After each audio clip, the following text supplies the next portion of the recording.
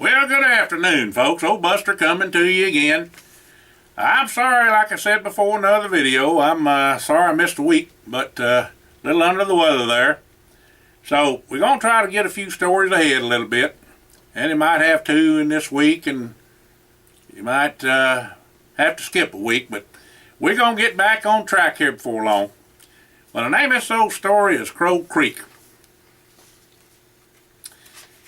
Well, y'all folks remember we talked about Crow Creek before, and this is just going to be a little bit more about it. And a lot of people say, oh, there's no such thing as that. Well, maybe not all of it, folks, I understand that.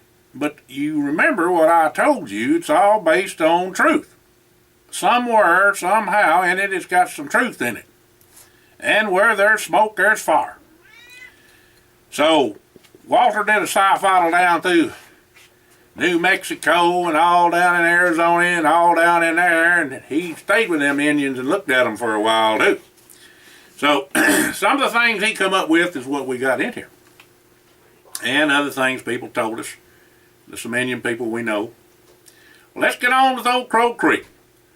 Well, Buster just sit down to a plate full of fried tater cakes, ham and eggs, and a smoked bacon on the side, and homemade grape jelly sandwich on a fresh out of the oven biscuit big as a lard can lid when Walter come in, 'cause he smelt it too. He said howdy to Grandma O and plopped down in a chair at the table. Now Grandpa Gus had done went into town for some parts, and Buster was just a-fixin' to take up bail and have a look-see at the levees after a shower they had the night before. Well, Buster had to make sure there weren't no breaks in the levees to flood the crop. 'Cause what happened, the water come down through there too swift and just wipe all them little plants out that was growing in the water. Well, Grandma asked Walter if he wanted something to eat, and he said he surely would appreciate it. I told you he done smelt it. He done run on up there on us and rode over on old Stony and knowed if he didn't eat nothing, he was in for a fit from Grandma and her wondering what was ailing Walter. Well, then Grandma would call up Miss Ollinger, and boy, then the war was on, and she would be a-waiting with the castor oil. He didn't like that at all. Well, Walter didn't want none of that, I tell you. Well, Grandma knowed Walter liked biscuits and gravy, so she whooped up a batch for him and Buster. Well, Buster said since Walter wasn't going to eat, he reckoned he'd better have another half of himself. Now, folks, I know y'all don't believe I used to eat like that. But when I went to Air Corps, they had to give the colonel, the doctor did, to give me fourths of everything. If it was 4 chickens or whatever, I ate breakfast at 6 in the morning, 12 at midnight, and then dinner and supper. Of course, no liver and no beets, nothing like that, though. Well, Grandma knowed Walter liked biscuits and gravy, so like I say, she whooped him up some, and Buster had him a little bit more of it. And Walter was a-growing a right considerable like then since he got out of high school. And he was about to catch up with Buster in height, but not the heft. He didn't have the weight on him. Walter just wasn't built that way, but was coming on to be a strapping lad, if you know what I mean. Well, after them boys put away a pot of coffee and a gallon of fresh milk between them, Walter told Buster he had to talk to him about something important like. Walter told Buster he done had one of them epiphanies, like Howard done, and had it get a hold of him, and sure got him to thinking about all things. Well, first off, he done had a dream about Crow Creek, and the boys had to get on back out there. Now, Julian and Leonard's kin come to him in a spirit dream the other night, and he kept seeing them for 3 nights running now. The dog soldiers and Julian and the Indians at the Snake Lodge was there too, telling him to gather up the boys and get on back out there, but he didn't know why. Well, Julian told him in due time, but all of the boys had to go. Now, there was the problem. Buster could get a loose, and so could Howard. Alma May knowed Howard would go with the boys no matter what. Lou Ann would fuss a mite with their young'un on the way, but would kick him in the backside of his and britches and tell him don't be long in coming home. Of course, she'd make Walter pucker up and tell him to be careful like, too, no. Well, all the folks knowed the boys had been on too many adventures not to let them go. Well, Jesse was the problem. He was in the law school at the University of Alabama and got tangled up with that black-hated gal. She was highfalutin with 3 sisters from Selma. It was kind of like they was thrown together at the schoolhouse and was always in each other's face. Well, Jessie had done got over Denise, and Bebe was doing her thing with the presidential court, but Monique still had an eye date set on Jessie. She didn't press him none, but was there waiting, and Jessie knowed that. But knowing Jessie, he was all business and just didn't have no time for courting at this time in his life at the law school, being a lawyer and all. Now that black-hated gal had her cap set for Jessie, and just to suit her own purposes only. Old Jessie had him a nickel or two, as did the other boys, and she wanted every dime of his'n and anybody else that she could get her hands on. Well, her people weren't no better either. Them folks, they was quite, well, let me say, if you,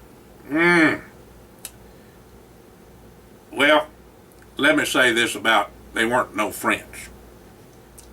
They was enemies. Well, Jessie wasn't easy to snocker, but this time he got sold a bill of goods. Walter was wondering how in the world they was going to get Jessie away from the schoolhouse and the clutches of that black-hated gal.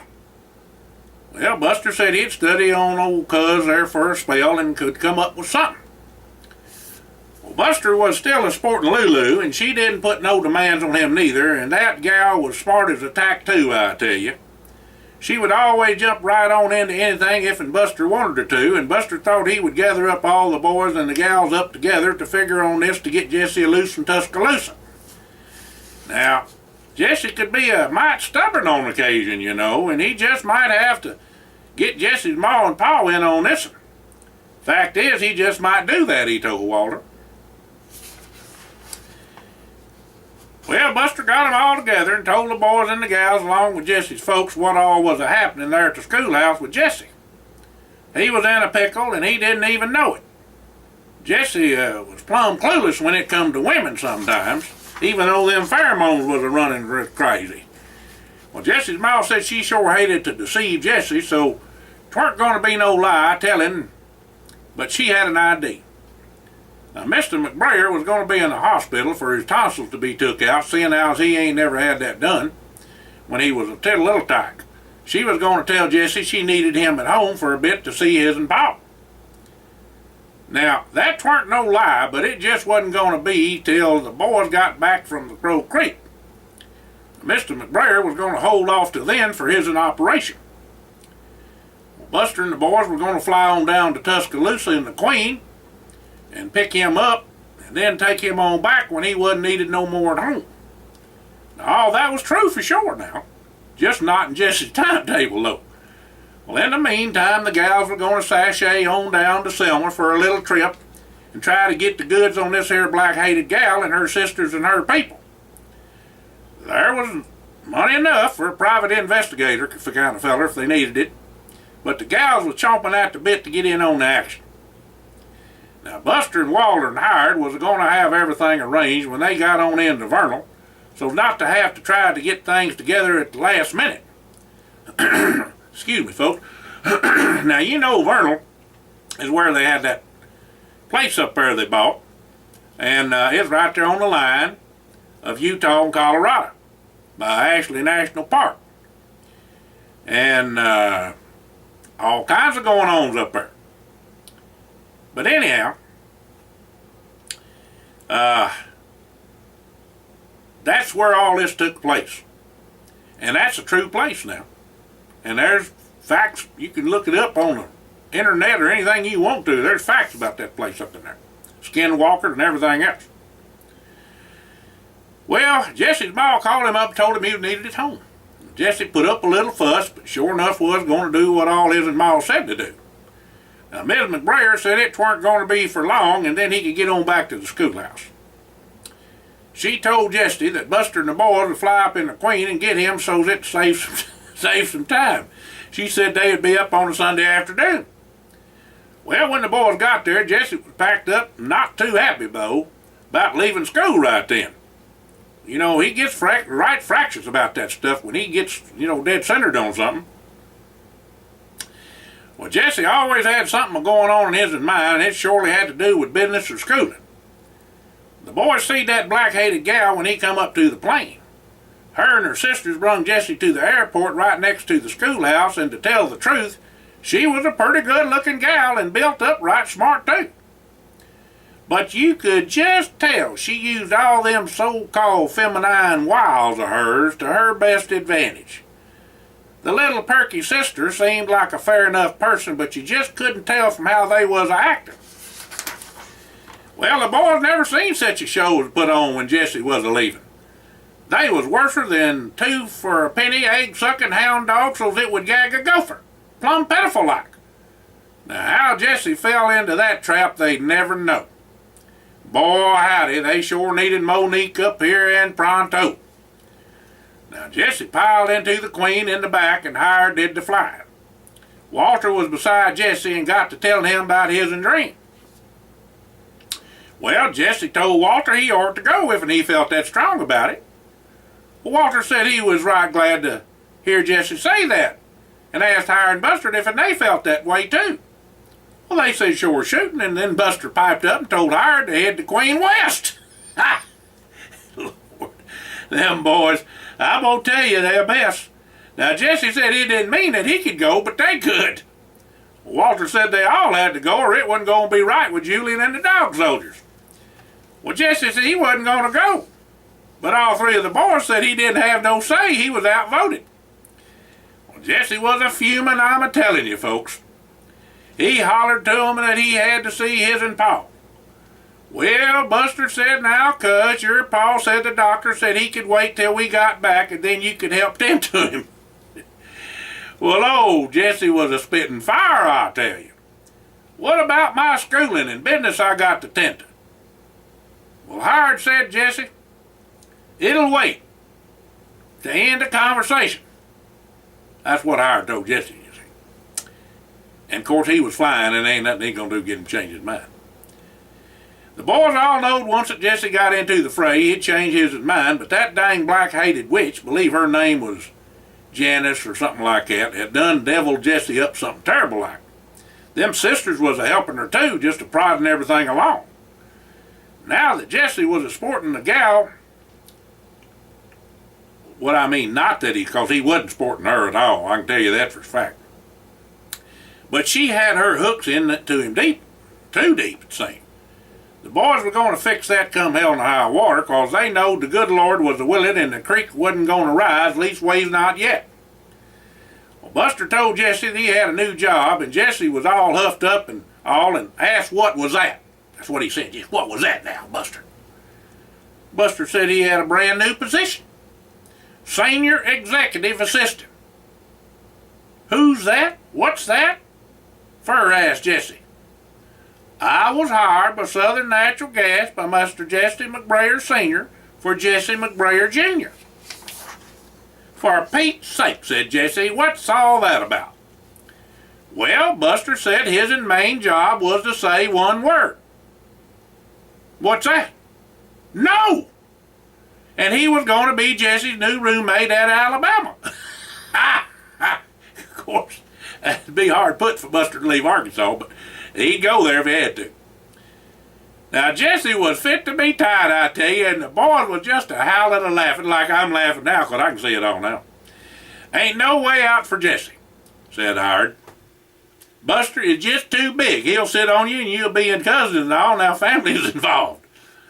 Well, Jesse said his and Paul couldn't hire nobody for him because he didn't have the say. Buster said, I reckon he does, since him and me is major stockholders now in Sonats and Southern National Gas. Well, Jesse like to have dropped his teeth right there. He was hog-tied for sure, and he knowed it. Well, Jesse said to the boys, now what is this all about? Well, Hired said you done said that twice at Jesse. Walter told Jesse about his epiphany, like he done told him already. Now, Jesse said it was more than that. Well, Buster said they'd talk more on it later on, but right now they had to concentrate on Crow Creek. Jesse knowed he had done been had and had to go along with the boys till it was all over. Jesse did have that much sense, plus he needed a break really. He just was working way too hard. Well, that school, and that lawyer, and then he was doing business for the boys and everything too. When Howard set the Queen down at the Vernal Airport, there was an outfit ready and waiting for him. A 4-wheel drive Ford and all the camping gear and a rifle and shotgun and the boys' pistols was already in the plane. The boys had also rented rooms at the plaza for a week just in case they needed them. The boys ate a good supper at the ranch, and that's the name of this restaurant there, and stayed over at the plaza the first night. Now the next morning, Buster and Walter had a humdinger of a breakfast at Naples restaurant, and Howard and Jesse kind of nibbled as usual. Now folks, these places I'm telling you is real. In fact, I ought to have a room named after me, much as I stayed at that place when we was mining up there. Well, Walter was easing up to Buster about eating. I'm a-telling you. What I mean by that is he pert near to catch up to Buster eating as much as he did, but he could never out-eat Buster. Not there yet, but a gaining ground. Before long, old Melvin was going to have to holler calf rope when he decided to pile into Walter. Now, Melvin's his brother, the older one. And he was always deviling Walter, if you remember. Walter just wasn't no little feller no more. He's pert near 6'4" like Buster. Well, after breakfast, the boys headed on out to Crow Creek just to see what all was going to happen with Walter and his dreams. They set up camp, pitched their tent, and hiked on around there.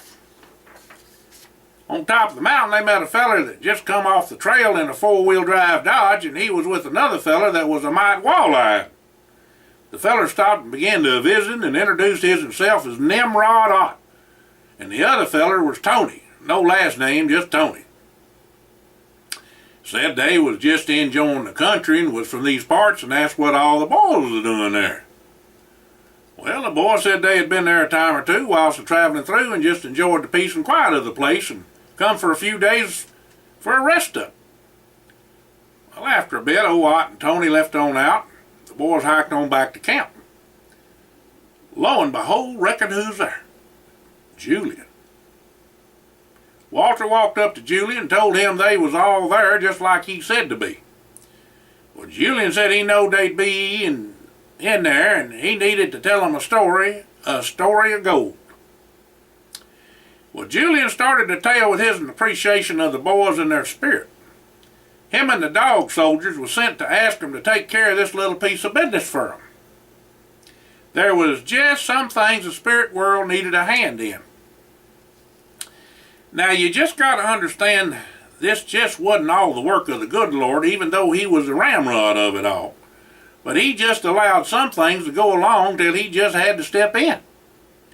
It just wasn't time for him to do that now. So, he is letting it play out like it's going to be and see what all comes out of it. Now, there was some Indians called the Aztecs a good while back. And they got into it with the Spaniards who was trying to take over. They wanted to just conquer them. Anyhow, the Aztecs took their gold and religious doodads and ended up in Utah at Crow Creek. Now, some nefarious type fellers had been after the gold and artifacts for quite a spell and was about to find them and run off with them and melt them all down and sell the lot. Them fellers don't give a hoot what it means to the Indians nor what is represented by the artifacts and the knowledge they possess. Now, the leader of the pack is that feller by the name of Nimrod Ott. Old Nimrod. And his sidekick is a feller by the name of Tony. Now, this here Tony is about the biggest liar a feller would meet. He says he was rich, and then he says he was sold as a baby, and all sorts of nonsense, and most of all, he says he knows where the treasure is.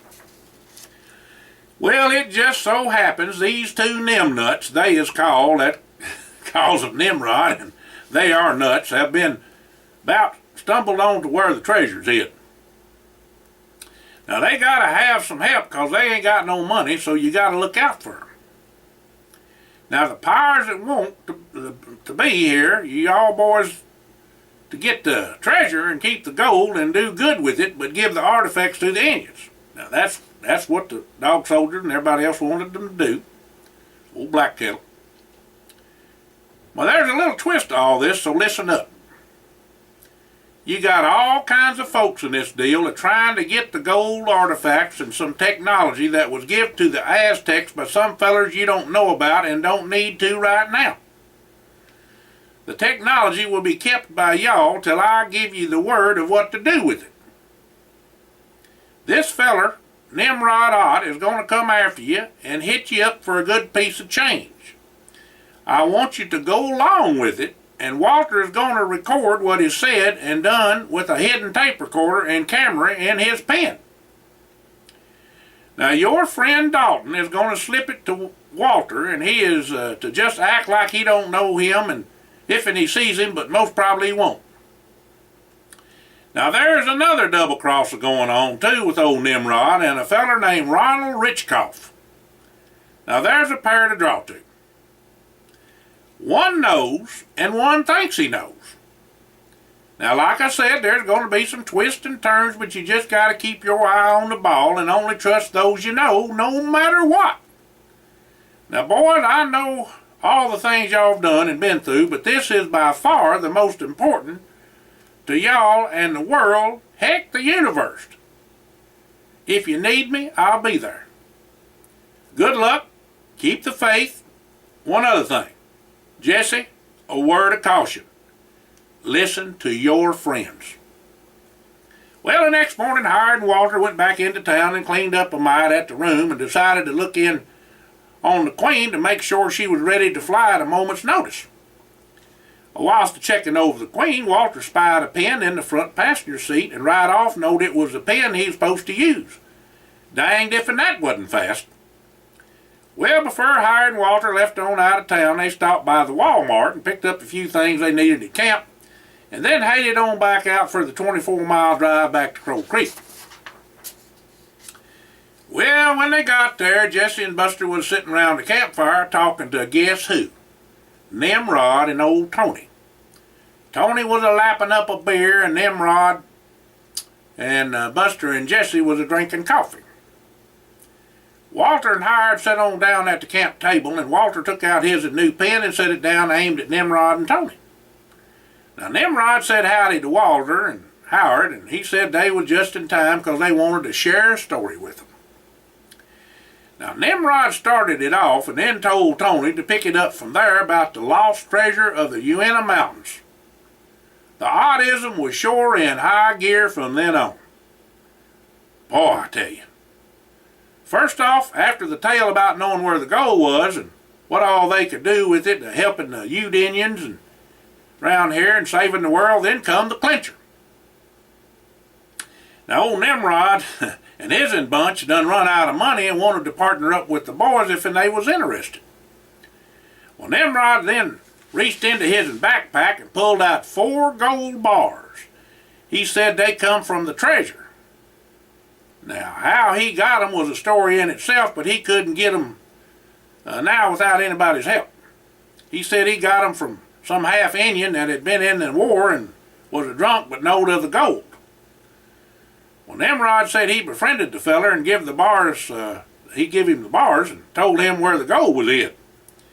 He said the gold was not quite pure because the Spaniards used lead for bullets and such, and it was like gold to them, so there was only about 60% gold in each bar.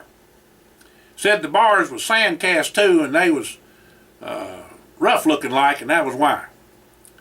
Well, Tony piped on in and said he done all the research and had maps and drawings and know just where it was. He said they could get it out and have their money inside a month. Well, Nimrod said there was just one problem though. The lady that owned the land just died and it was going to be sold. Nimrod said they just needed to buy the land and the treasure would be theirs. If the boys would put up the money, they would split the treasure 50-50. The boys would get their money back for the land and other expenses first before the split. Well, the boys agreed to that just as Julian told them to. Now, not that they wanted to, I'll tell you, because they knew a wolf in sheep's clothing when they seen him. He's going to try to get conniving. Walter had it all recorded in living color. By the end of the week, the boys had spent $432,000 on the land and started to digging in a tunnel that was supposed to be an old air shaft to the treasure rooms with 5 of Nimrod's men there in the mix of the search. Boy, this looks like a doozy. Well, after a week of tunneling, there wasn't much progress, but several old candles and papers from at least 100 years back was found. The boys all laid off digging till Buster and 3 of their friends come up for a week to help dig and bring in some safety equipment and tools. The boys had been out now going on 3 weeks. All of them called back home and checked in to let everyone know all of them was all right, you know. They said they'd be there for a spell yet, but it looked like it would be done with after a while, and they'd keep in touch. Well, during this time, Jesse done got right smack dab in the middle of this water haul and was helping to set up old Nimrod and his crew. Now, Nimrod wanted the boys to sign up some papers, but Jesse would have none of it and told Nimrod no dice on that. Another round of digging went on for 10 days and still no access to the treasure. Well, Buster sent his and boys on back home and paid them off. Nimrod did the same with his and men, but don't rightly know about them being paid off, though. Well, Nimrod also had a falling out with Tony and canceled his deal with him. Now, Nimrod come to the boys with more books and maps and treasure sign that said he verified the treasure was there. The boys then brought in a contractor and lots of heavy equipment to dig in different locations. Getting a little expensive, isn't it, folks? A feller with a ground penetrating radar, a feller expert in satellite remote sensing, several fellers with dowsing rods and witching sticks come in too, as well as Ronald Richkoff with his and alien friends on the spaceship to help locate the exact spot to dig for the treasure. Now, I just got to stop here, folks.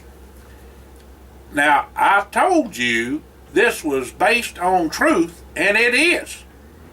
And what I'm telling you is true. Now, there's a little bit of a twitch in there sometime with names and so forth and whatever, but the basis of this story is true. Believe it or not, call me Ripley, but it's true. Well, so far the boys have done about spent $1.5 million and no end in sight. Well, Julian come to the boys one afternoon late evening and told the boys to hang in there because fur was about to fly. Well, old Tony showed up with a crew that come out the woods, and Buster got into a scrap with him and run him off their property. Then every government agency you could think of come in and give the boys a sure enough fit.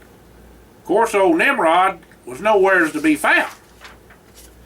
Then a bunch of local fellers started shooting up equipment and just being downright a nuisance.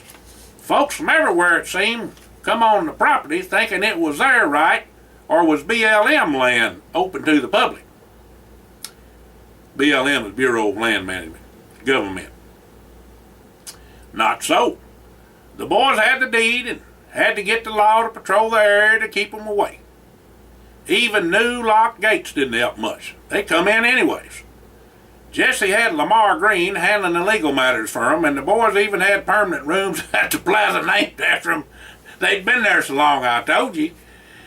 But the boys was committed. They wasn't going to leave right yet, no matter how long it took. Well, one morning early, Walter come out of the tent and see the whole passel of Indians atop the rise on the east and the west. Now, they didn't do nothing, just rode the ridges on horseback and on four-wheelers. Well, then one day, old Nimrod, he had to come up. Showed up again, right out of the blue with a feller the boys didn't know. Here come oddism, because the story he told was a whopper. Come to find out, Nimrod snookered this feller into investing the right smart of money in the project and a new machine. I don't really know what you call it, but it was a new thing he come up with, he said. Well, Nimrod went to running that machine all over the area where the treasure was supposed to be and finally said he found some coins and beads and give them to Walter. Now, the boy spent a ton of money digging where Nimrod said to dig, and then when nothing was found, Nimrod finally said it was all over. No treasure was to be found. It was just an investment gone bad. Well, the boys was a little bumfuzzled over that, I tell you, and all of them went to where the snake lodge had been built and built a fire in the dusk of evening and asked for Julian to come to them.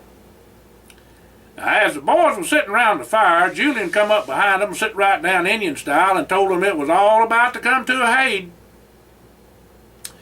Well, right behind Julian was Dalton. My word, Dalton told the boys just to sit easy, 'cause him and Mr. Hiram Holmes knowed all about Julian and some other things the boys weren't privy to.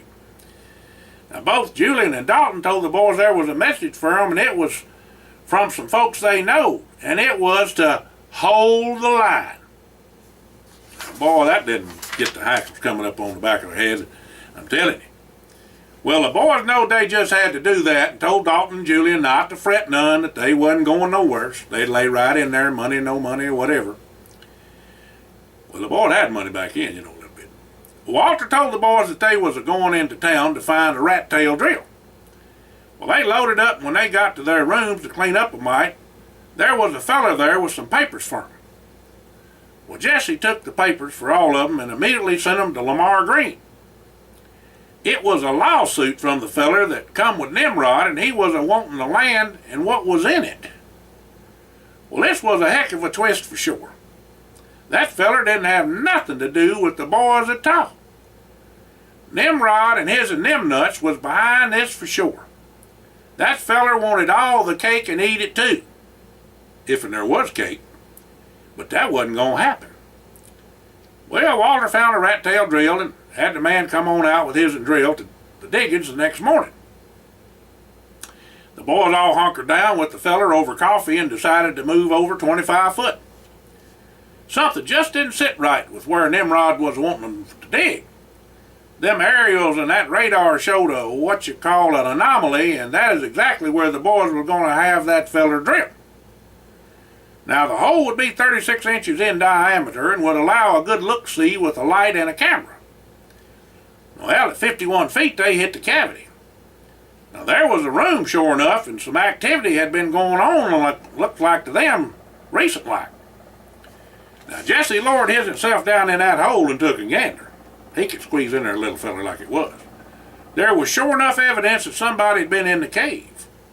There was gum wrappers and cigarette butts and skid tracks to prove it. Ain't no Aztecs had them things in their day and time, that's for sure. Well, when Jesse was hauled back up, Injuns was everywhere. They was a hooping and a hollering to beat the band.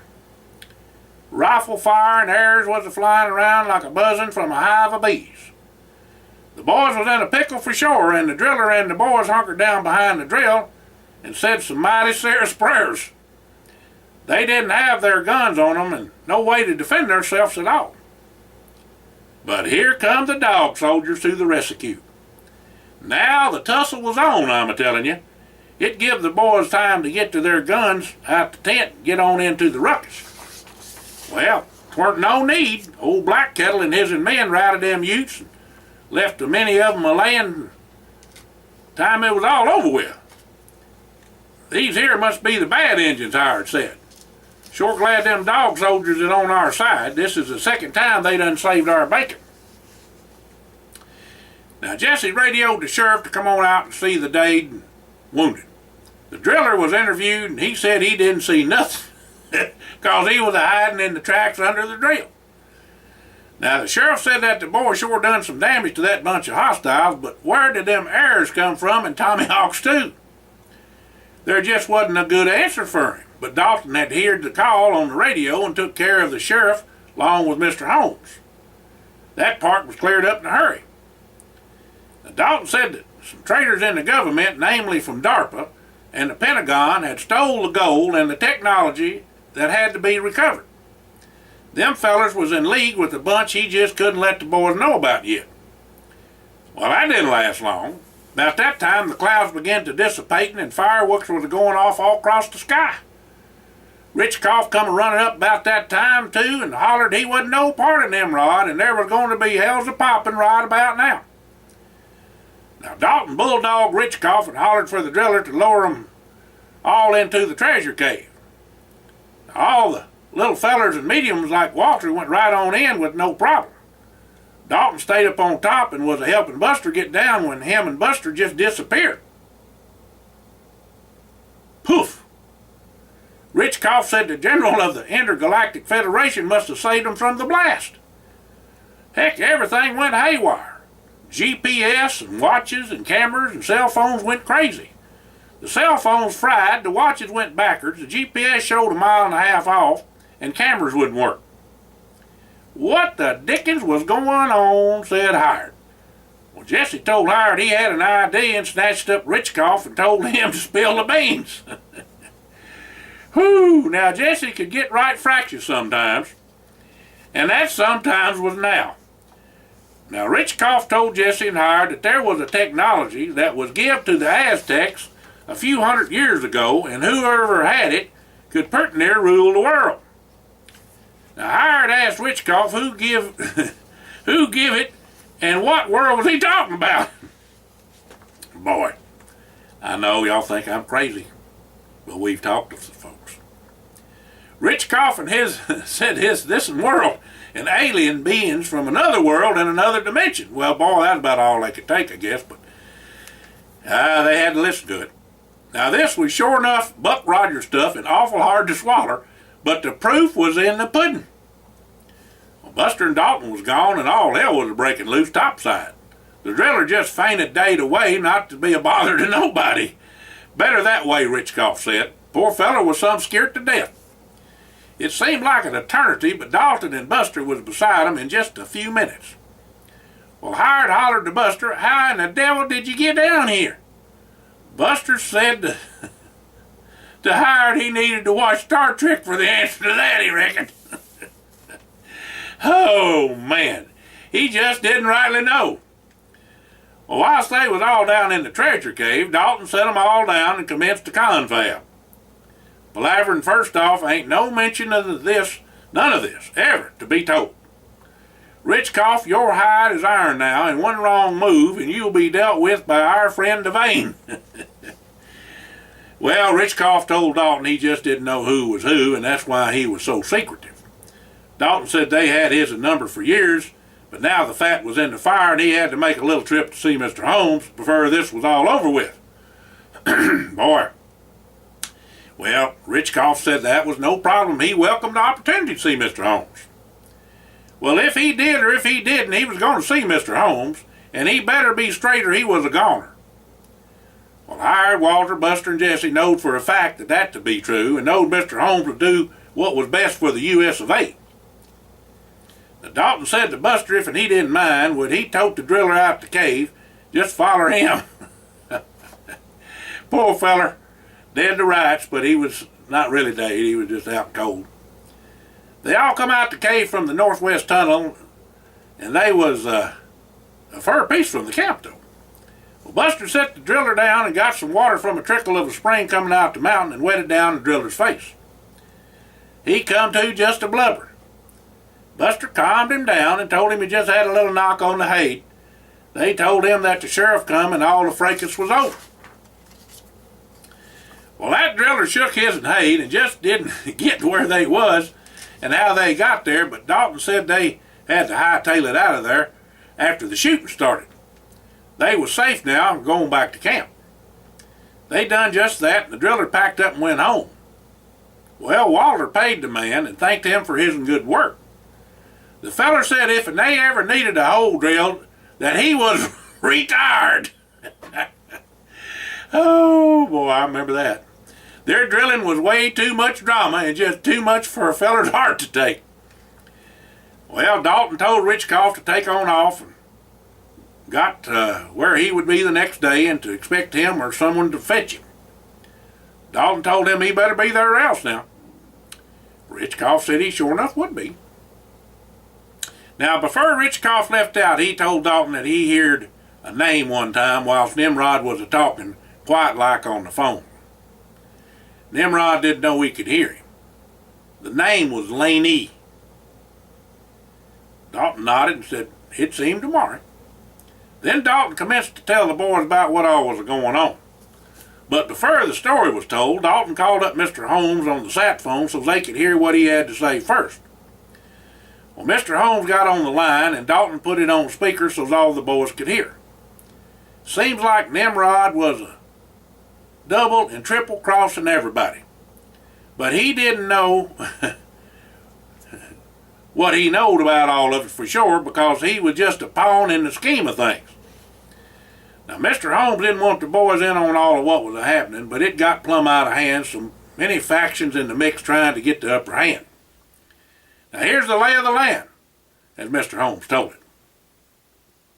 Now, old Nimrod and his and them nuts friends was trying to not only get the gold, but the ancient technology from a group of aliens from the days of the Aztecs. It was really passed down to them from other tribes, but the Aztecs got plumb savage with their sacrifices and all. Now, that's why the Spaniards were let on to the gold they had and why they attacked them.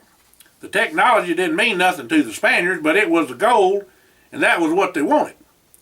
The Aztecs come from down Mexico and South America way, with the Spaniards following them.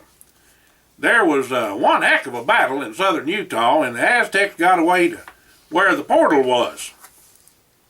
Portal. There are several portals on the land that the boys bought. It was here they hid the treasure with the help of the technology, and they was massacred later on when the Spaniards caught up to them. The Utes was bought off to help them, and the battle was really over before it even started. Then the Mormons got into the act by the way of the Utes. Now, they was a different breed of skunk. They could be meaner than a snake and found out about the technology and wanted to be the head knocker in the world. But the Utes moved most everything, but not all the gold. Well, the new HARP system could penetrate 1,000 feet in the earth and found the treasure and the technology. Now, Mr. Holmes had complete control over the whereabouts of the treasure, but one feller that worked on the satellite surveillance was bought off by the bad guys in the government. They all wanted all the power that the technology would give them, and that is where Nimrod was useful by way of Lane E. Nimrod thought he could outfox everybody and get at least half the gold in possession of the technology by way of a deal with the boys. But there was some more players in the game now. Excuse me. There was the original aliens that give the technology to the Indians that was really descendants of Noah by way of the connected continents a long ways back. I know it's a lot to swallow, folks, but here tell, that's what these folks say. They wanted to get it back before the black-hearted and evil, the likes the world ain't never seen, got it. They was a bunch from their dimension that wanted to control the universe. Now, there are several universes, and this was to be their first one to conquer. That was all the fireworks you seed in the sky. The good guys won that round and saved the day. Now, all that had to be done was to rid the country of the traitors and move on. Now, Mr. Holmes said to remember what Julian told them all. The Ramrod was just going to see how it all played out till he stepped in. And I reckon you know who the Ramrod is. Well, it was so. He didn't have to. The people he counted on came through. He said, now boys, we've been through some times here and again, but this one was the most important fracas ever. Secrecy ain't even close here. You're looking at 6 people in the world that knows what all went on. I'm the only one that knows it all and can't tell all of it. The speed of trust between us is paramount for not only you and your families, but your country and the world as we know it. Well, Julian and them dog soldiers, they come from somewhere, and y'all know it. You're living proof that some kind of power had blessed you and kept you breathing. We both know that. Some questions you can ask, and some you can't. Any questions now? Well, all the boys to a man sat there a question, and they could be counted on for the secret till their dying day. Iron word is iron bond. Good enough, said Mr. Holmes. Now, Mr. Holmes said he knowed that, and others did too before this all started. He was right proud of him. Carry on, Dalton. Goodbye, boys. Thank you. And that's what he said before he hung up. Dalton said it's what it is and ain't over with yet. They all went on back to camp, and camp was broke, and the boys got their belongings and headed back into town to the plaza. Well, Dalton met the boys that evening, and they all went to supper at the new Mexican restaurant there on the outskirts of town. Well, all the boys and Dalton, too, had a margarita. The food was real good, and all of them ate their fill. Well, Dalton told the boys to head on back home in the morning and stay put till him or Mr. Holmes called them. Well, all the boys but Jesse spoke up first, said they would be ready and awaiting for one of them to call them. The next morning, the boys dropped off all their gear in the four-wheel drive at the airport and paid the rental company their bill. Their flight was uneventful back home, but the conversation was quite lively, I tell you. The boys couldn't help but wondering and speculating between themselves about all the carrying on they'd been through. Walter looked out the window at the sky and the mountains and the ground below and told the boys that only one thing made all that. That's God. Well, all the boys was quiet for a spell as they was contemplating what Walter done said. Buster put the Queen on autopilot and said to the boys that he didn't rightly see how they all got to be where they was, but they was chose for this a long time ago, he reckoned. He figured he had a choice in the matter, but was sure glad he done took the right trail. All of them agreed to that. Next, Buster said he had something to say to Jesse and wanted Jesse to take it like a man, like it was meant. Jesse said not to bust a gut, cousin, get her to say it. Well, Jesse, you got your hay turned summers, but not the right way when it come to that black-headed gal and her sisters and her crowd.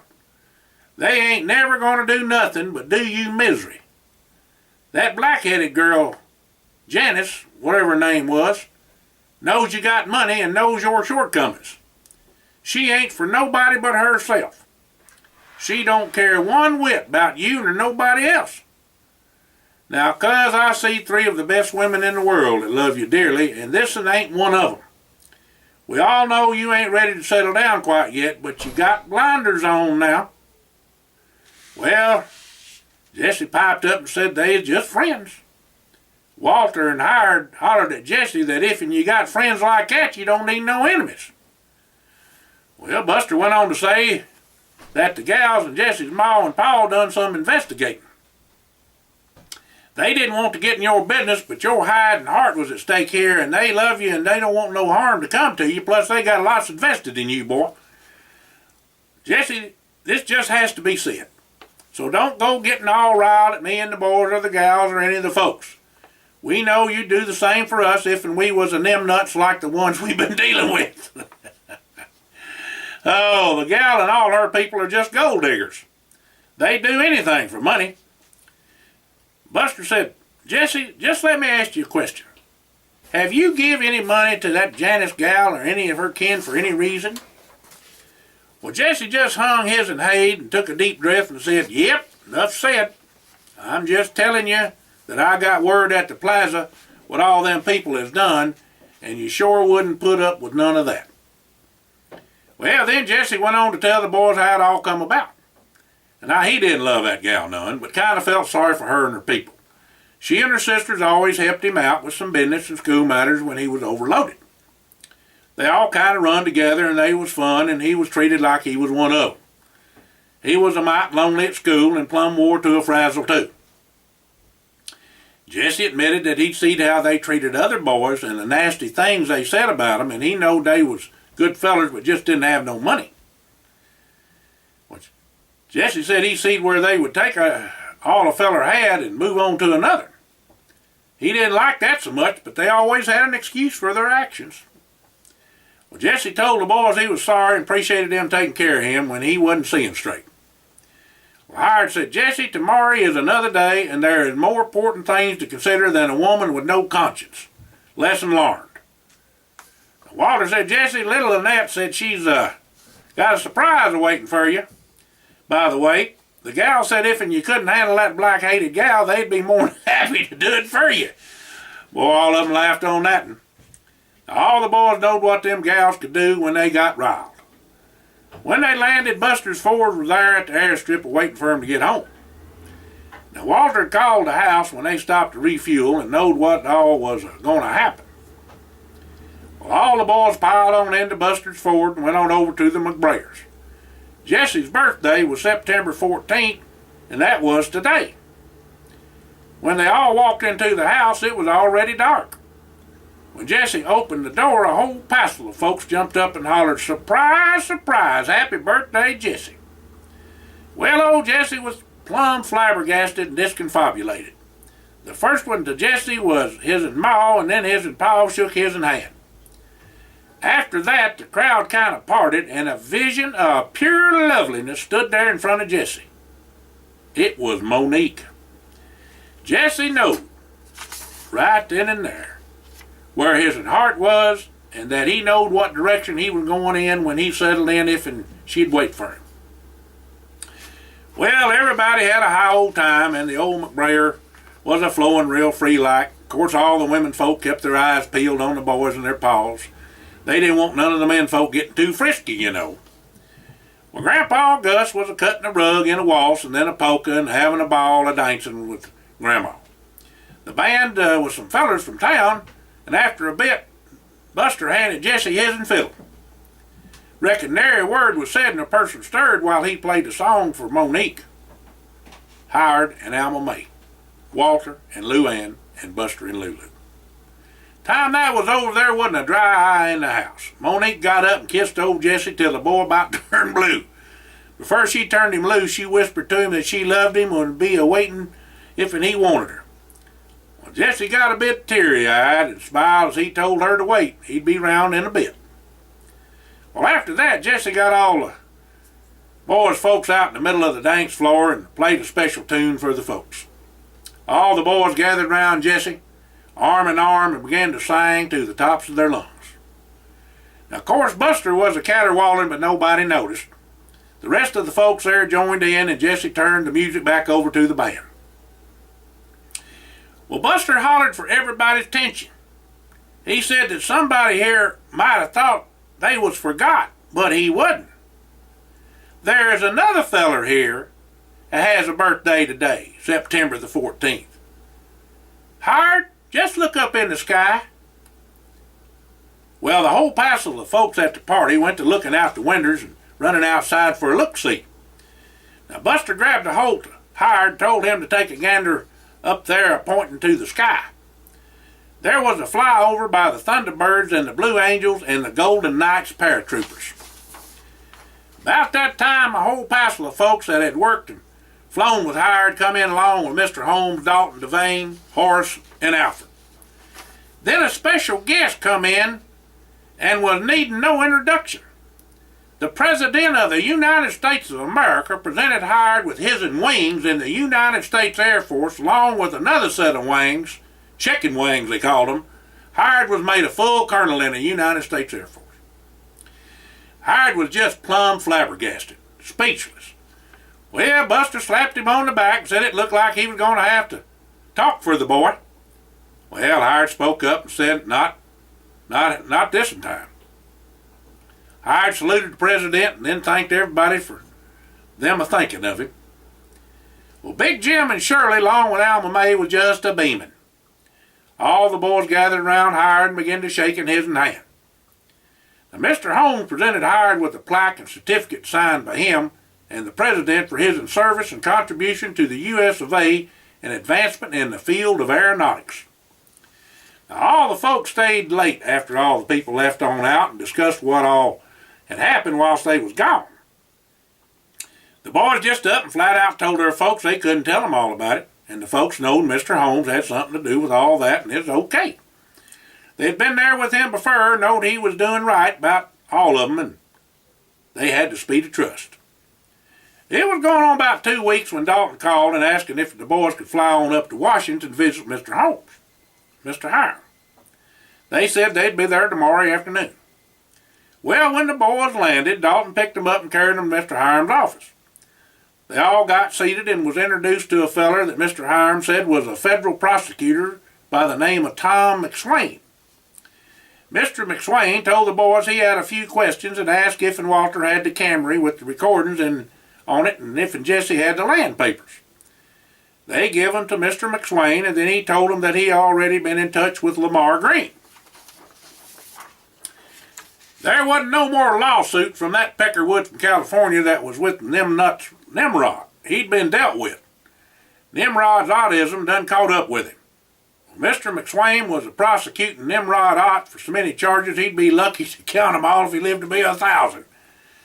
The government took all of his possessions and business and said he was lucky not to be hanged. Old Nimrod give up all the dastardly deeds he done and the folks he was in league with to steal and swindle. Nimrod got life without parole in the bargain, or it was a hanging. Presidential Corps people took care of the traitors under the direction of Devane. The feller that betrayed Mr. Holmes had it go hard on him. Treason. The others in the Pentagon and DARPA weren't too lucky neither. They just disappeared. Well, Mr. Holmes told the boys that they was to buy a bank and what bank to buy. It was really already done. It was a bank down in New Orleans that had an original French charter that went under, and the boys got it for that. There wasn't going to be no depositors, and the boys could issue their own credit cards and loan to other banks if they wanted to. It was a right safe place for gold, he said. The boys looked at him all quizzical-like and said, "What gold?" Then he told the boys that the gold recovered and put there for 'em in that bank must be well over $1 billion apiece. The 160 acres was to be in the boys' names. That was theirs to handle with Julian's direction when he visited. Mr. Holmes held up his hand and said, "No questions. He'll come sooner or later." Old Julian always show up. The artifacts was to be distributed to the right Indians and museums, so everybody was happy. But the technology, said Walter, where did it go? Well, Mr. Hiram Holmes looked over his glasses at the boys and Dalton and simply said, "The world is now safe." The boys left out for home right away and decided to get the gals and run on down to New Orleans way to see the bank and see what over $4 billion worth of gold looked like. Well, Jesse called Monique and asked her to meet up with him there, and they'd stay for a few days. Since she didn't have to work now, thanks to the boys, and was going to school at Tulane, she had the time. Her pa had his heart surgery and was doing fine, and all was getting on back to normal. Pierre was given some money to start up a crawfish, we call them crawdads, farm, and was doing good too. Monique and Jesse had them a real good sit-down conversation and come to terms. Like Grandpa Gus says, a good understanding makes good friends. Walter also said the end was in the beginning, and if Howard said if and the thing starts off wrong, it'll end up wrong. Well, Jesse and Monique are off on the right foot and are moving on. She really does understand old Jesse and will make a good partner one day when he's ready. Well, Jesse got on back to the lawyering school after Christmas break, and the first person he seed was that black-hated girl, Janice, and her sisters. She was a gushing over Jesse like there was no tomorrow. Well, Jesse said, "Hold up there," and pulls out one of them newfangled phone projectors that was a prototype that Leonard and Bill give him that was in their R&D department. There was pictures and records and documents and all the proof a body would need to convict a lying, conniving no-count. When Jesse turned the projector off, he told Janice and her sisters not to ever come near him again. Plus, they and her people owed him money, and he would see to it he collected. A Mr. Tom McSwain would be in touch. Well, so there you have it. All's well that ends well. Well, Jesse didn't know it, but Buster was there doing his job of watching.